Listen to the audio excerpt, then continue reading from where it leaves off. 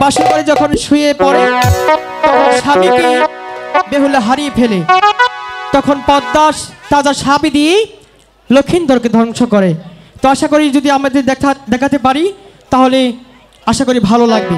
তো আপনারা সবাই বসে যান, বসে গান শুনুন, ভালো লাগবে।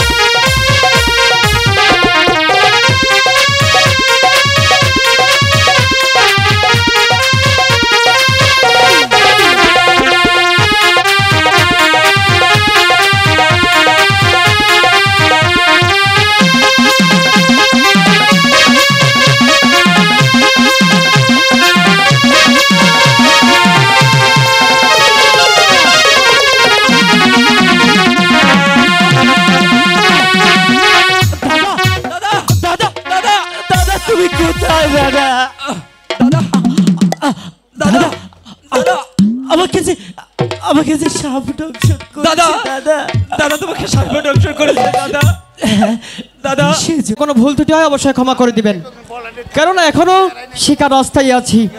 তো দোয়া করবেন, ভালোবাসবেন, যেন আপনাদের ভালোবাসার দোয়া নিয়ে অনেক দূরে এগিয়ে যেতে পারে, এটাই আমি সবসময় আশা করি। তো কিছুক্ষণ আপনারা নীরবে বসে যান। তো আশা করি আজকে সারা রাত আপনাদের নিয়েই আনন্দ করব। তো কিছুক্ষণ পরে আশা করি আরও ভালো লাগবে, পরেই আমি আপনাদের মাঝে মেয়ে সেজে আসব। তো এই এই বইটার মাঝেই মেন কাহিনীটাই কিন্তু আমি করছি। তো বেহুলার অভিনয়টা আমি করছি, যেন এই বইটা আমি সুন্দরভাবে নামাতে পারি, যেন আপনাদের বোঝাতে পারি, এটি আমি সবসময় আশা করি।